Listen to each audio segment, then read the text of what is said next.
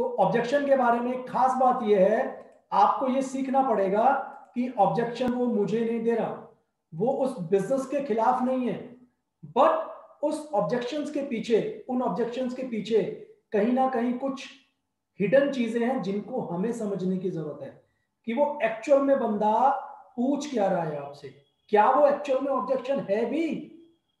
तो ऑब्जेक्शन के पीछे की साइकोलॉजी हम सभी को समझने की बहुत ज्यादा जरूरत है। और आज के सेशन के अंदर मैं आपसे कोशिश करूंगा आपको सिखाने की और खुद भी सीखने की, आप लोगों से क्लैरिफाई करने की कि जब सामने वाले को हम प्लान प्रेजेंटेशन वगैरह दिखाते हैं और वो हमसे कहता है कि मैं सोच कर बताऊंगा, तो हमें क्या जवाब देना है, हमें उस चीज को किस तरीके से हैंडल करना है। देखिए, जब ऑब्जेक्शन आती है, जैसे फॉर एग्जांपल एक ऑब्जेक्शन आई मेरे पास, उसने बोला जी मेरे पास तो पैसे नहीं है। ऐसा होता है ना, लोग बोलते हैं मेरे पास तो पैसे नहीं है। अब आपको ना इस ऑब्जेक्शन के पीछे का साइंस समझना है, दिमाग समझना है कि साइकोलॉजी क्या है उस ऑब्जेक्शन के पीछे। बेसिकली वो इंसान आपसे ये जानना चाह रहा है कि मेरी फाइनेंशियल कंडीशन अभी अच्छी नहीं है, क्या आपके बिजनेस के थ्रू मेरी फाइनेंशियल कंडीशन इंप्रूव हो सकती है। अब आप समझिए इस चीज को, बंदे ने बोला मेरे पास पैसे नहीं है, आपको क्या समझना है उस ऑब्जेक्शन का मतलब, आपको यह समझना है कि वो बंदा ये पूछ रहा है आपके बिजनेस में किस तरीके से मेरी फाइनेंशियल कंडीशन अच्छी हो सकती है। So this is not an objection actually, but वो जानना चाहता है उसके हालात कैसे अच्छे हो सकते हैं। This is one example, let's take another example, एक और एग्जांपल लेते हैं। जैसे बंदे ने बोला कि मैं तो लोगों से ना बात नहीं कर पाऊंगा, मैं तो किसी को जानता नहीं हूं। अब इसके पीछे का राज पता क्या है, वो आपसे जानना चाहता है क्या मैं इस बिजनेस में लोगों से बात कर सकता हूं, आई मीन टू से किस तरीके से ऐसा पॉसिबल होगा कि मैं भी लोगों से बात कर पाऊंगा, क्या मुझे अपने इस चीज का सॉल्यूशन मिल पाएगा इस बिजनेस के अंदर। तो इस तरह की बहुत सारी ऑब्जेक्शन है, पापा से पूछकर बताऊंगा, चेन सिस्टम तो नहीं है, वगैरह वगैरह वगैरह। मैं कोशिश कर रहा हूं कि सेशंस में सारे ऑब्जेक्शन के बारे में एक एक करके मैं आप लोगों से बात करूं। तो आज जैसे मैंने टॉपिक डाला था, मैंने टॉपिक डाला था कि अगर वो बंदा आपसे कहता है सोच कर बताऊंगा, ये वाली जो ऑब्जेक्शन है, जो कि एक्चुअल में ऑब्जेक्शन है ही नहीं। तो जब इंसान कह रहा है सोच कर बताऊंगा, तो क्या करना है आपको। अब देखो, अगर बंदा ये बोल रहा है ना सोच कर बताऊंगा, इसका मतलब है वो अभी डिसीजन नहीं ले पा रहा है, उसको अभी डिसीजन लेने में बहुत दिक्कत आ रही है। तो आपका और मेरा काम क्या है, आपका और मेरा काम है उसको डिसीजन लेने में हेल्प करना। अब डिसीजन लेने में हम हेल्प कैसे करेंगे उसकी। देखिए, सबसे पहले तो आप एक चीज समझिए कि ये ऑब्जेक्शन आ क्यों रही है। यानी कि जब सामने वाला प्रोस्पेक्ट आपसे बोल रहा है कि मैं सोच कर बताऊंगा, अब हमें ये सीखना है पहले ये ऑब्जेक्शन आई क्यों है। देखिए, इस ऑब्जेक्शन के आने के कुछ कारण हो सकते हैं। क्या हो सकता है कि वो डिसीजन लेने से अभी कतरा रहा है, वो डिसीजन मेकर है ही नहीं, उसको लग रहा है यहां तो बहुत सारे पैसे लगाने पड़ जाएंगे, उसको लग रहा है मेरा तो बहुत सारा नुकसान हो सकता है, उसको लग रहा है पता नहीं इन्वेस्टमेंट करने के बाद क्या होगा, उसको लग रहा है ऐसा तो नहीं है मुझे बहुत सारा काम करना पड़ेगा, या ये स्कीम तो नहीं है कहीं कंपनी भाग तो नहीं जाएगी, ऐसा तो नहीं वैसा तो नहीं। कहने का मतलब क्या है, उसके दिमाग में 50 चीजें घूम रही हैं और इस वजह से उसने आपको क्या बोल दिया, मैं सोच कर बताऊंगा, अभी मैं आपको कुछ नहीं बता सकता। मेरे साथ ही हुआ, इनफैक्ट 3 दिन पहले मैंने एक फॉलोअप किया और उस बंदे ने बोला जी अगले साल बताऊंगा, ये भी नहीं बोला सोच के बताऊंगा, उसने बोला जी 2022 में देखेंगे। अच्छा जी, देखा आपने। तो डिफरेंट डिफरेंट तरीके से वो ऑब्जेक्शन आपके सामने आ सकती है। तो पहले हमने ये समझ लिया कि अगर वो ऑब्जेक्शन आ रही है क्यों आ रही है। और आपको एक बात बताऊं मैं आपको, ये जो कारण बताया ना मैंने कि वो सोच रहा है पैसे नहीं है, लोगों को जानता नहीं हूं, कैसे बात करूंगा, इन्वेस्टमेंट कैसे करूंगा, एक्चुअली उस बंदे को ना अपने ना करने का एक्चुअल रीजन ही नहीं पता। ही डोंट नो कि एक्चुअल में प्रॉब्लम कहां पर है उसके एंड में। तो आप और मेरे को इस चीज को डिटेल में समझना है कि जब उसने ये प्रॉब्लम रेज करी है हमारे सामने, उसने ये चीज बोली है कि मैं सोच कर बताऊंगा, तो हम लोगों को करना क्या है। तो आज इस सेशन के अंदर कुछ चीजों के बारे में आपसे बात करूंगा।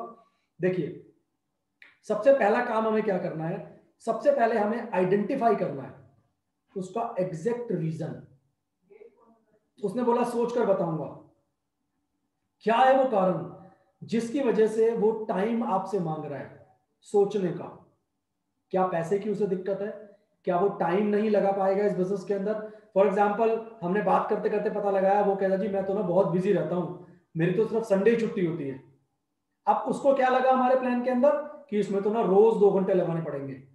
अब मैं उसे ये समझा सकता हूं जब मैंने उसकी प्रॉब्लम आइडेंटिफाई कर ली कि सर ऐसा कुछ नहीं है, आप संडे संडे काम करके भी इस बिजनेस को बहुत बड़ा बना सकते हैं।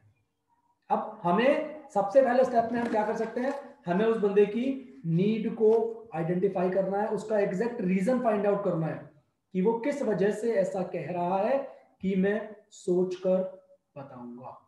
ठीक है, एक और काम किया जा सकता है।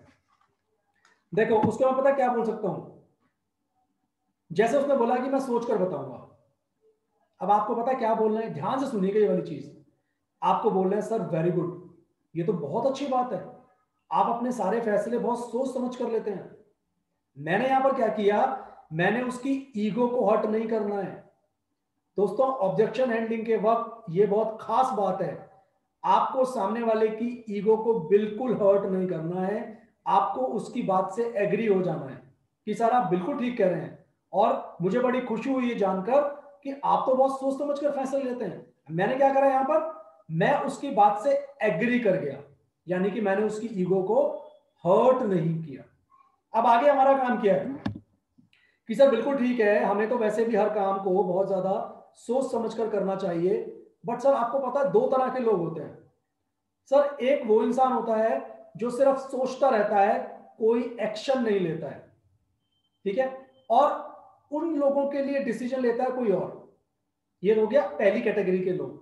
सर एक दूसरे तरह के लोग होते हैं जो सोचते हैं और एक्शन ले लेते हैं। आप बताएं सर, आपको क्या लगता है कौन सी चीज सही है। अब आप एक बात बताओ, ऐसे केस में 90% चांस है आपको आंसर मिलेगा दूसरा वाला। बंदा बोलेगा जी बिल्कुल सोच के और काम शुरू कर देना चाहिए। अब यहां पर मुझे उसको यह बताना है, सर एक बात बताओ, जितनी भी मैंने चीजें आपको अभी बताई हैं, आपको क्या लगता है इसमें क्या नुकसान है आपका। भाई एक चीज सोचने की है, जब आप कोई काम करते हैं आप ये तो देखेंगे क्या नुकसान है और क्या फायदा है। अब मैं उसे बताऊंगा सर देखो ये जो बिजनेस है ये रिस्क फ्री बिजनेस है, आपने अगर 5,000 का भी सामान लिया तो 5,000 के बदले में आपको प्रोडक्ट मिल गया ना, इसका मतलब है आपका कहीं पर रिस्क नहीं है। अगर ये बिजनेस नहीं चला, आप अगर टीम नहीं बना पाए, आप कंपनी अगर भाग गई, चलो वर्स्ट केस लेते हैं कंपनी भाग गई, आप टीम नहीं बना पाए, लोगों से आप बात नहीं कर पाए, मैंने आपकी सपोर्ट नहीं करी फॉर एग्जांपल, तो सर आपका ये बताओ आपका नुकसान कहां पर है। आपने जितने पैसे दिए उतने के प्रोडक्ट मिल गए जो आप घर में बड़ी आसानी से यूज कर पाएंगे। तो सर ये बिजनेस बिल्कुल जीरो रिस्क वाला बिजनेस है। बट सर एक चीज सोचिए, अगर ये बिजनेस चल गया तो, सर अगर आपने 4 5 6 साल इसमें मेहनत कर ली और आप बहुत कुछ पा गए, बहुत सारे सपने इस बिजनेस से पूरे हो सकते हैं, तो सर आप सोचो क्या होगा। मैं यहां पर उसे क्या दिखा रहा हूं, मैं दिखा रहा हूं प्रॉफिट और लॉस। और जैसा हम सब जानते हैं इस इंडस्ट्री के अंदर, इस बिजनेस में, मोदी केयर के अंदर किसी तरह का लॉस नहीं है आपको, है ना, क्योंकि आप जो लगाते हैं उसके बदले में आपको प्रोडक्ट इजीली मिल जाते हैं। अब मैं सामने वाले से पूछूंगा भाई आप बताओ एक समझदार इंसान इस केस में क्या करेगा, जीरो रिस्क वाले बिजनेस को हाँ करेगा या मना करेगा। अब आपने गेंद डाल दी उसके कोर्ट में, उसके पाले में, अब कोई अपने आप को बेवकूफ तो कहलाएगा नहीं, अब वो भी कहेगा जी मैं तो समझदार हूं, बोलेगा जी बात तो सही है, समझदार इंसान को तो बिजनेस को ज्वाइन करना चाहिए।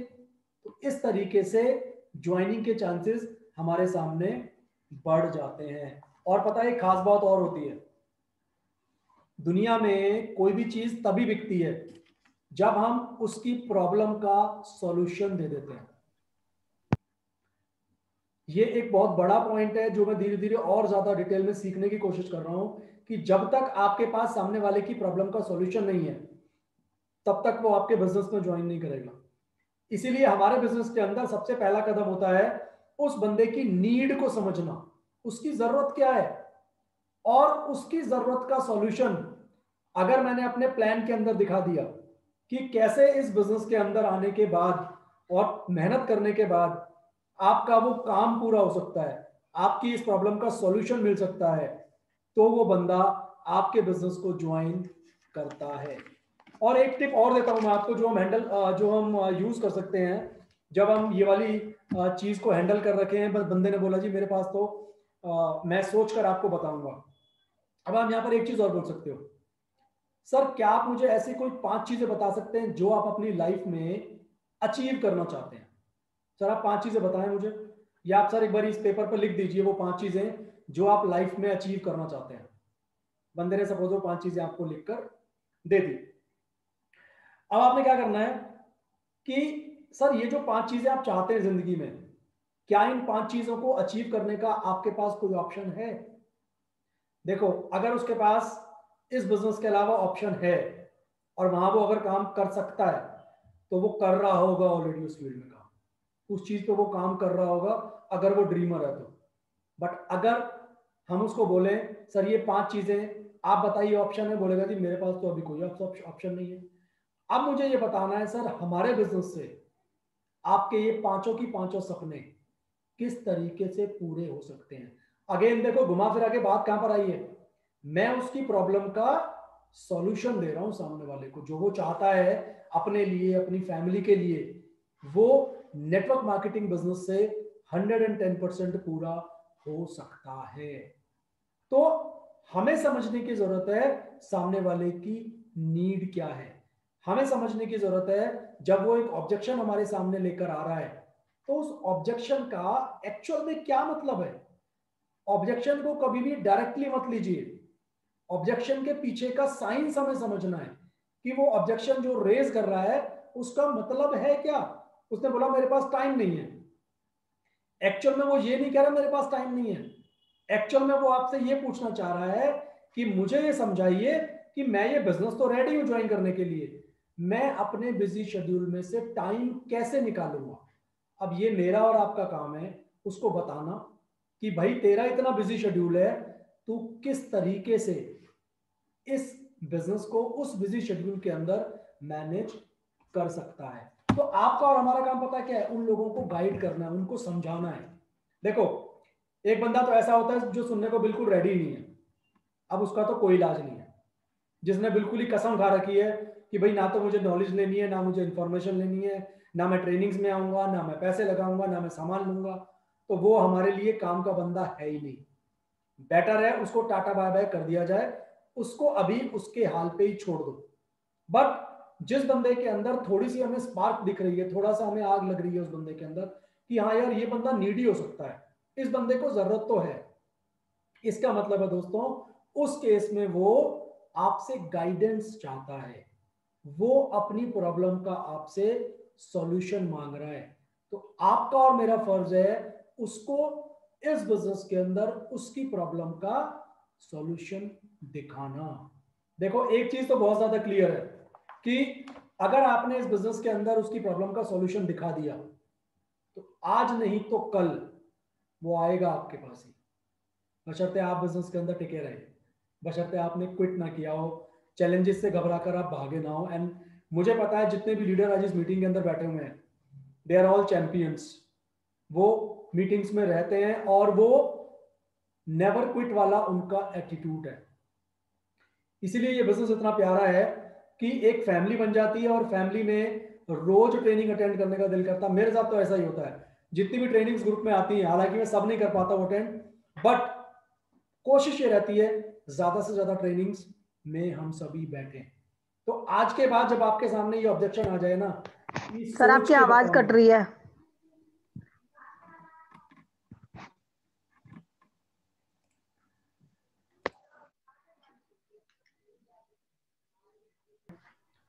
अगर आपके पास अभी ऑब्जेक्शन आ जाए ना, बंदा बोले जी मैं सोच के बताऊंगा, तो मैंने आपको कुछ तरीके बता दिए कि सोच के बताने वाले को आपने कैसे समझाना है और कैसे पहले खुद समझना है कि ये ऑब्जेक्शन तो एक्चुअल में ऑब्जेक्शन है ही नहीं। तो इन सारी चीजों का अगर आप ध्यान रखेंगे ना, जब ये वाली प्रॉब्लम आपके सामने आ रही है, तो इजीली आप इस चीज को हैंडल कर पाओगे। ठीक है।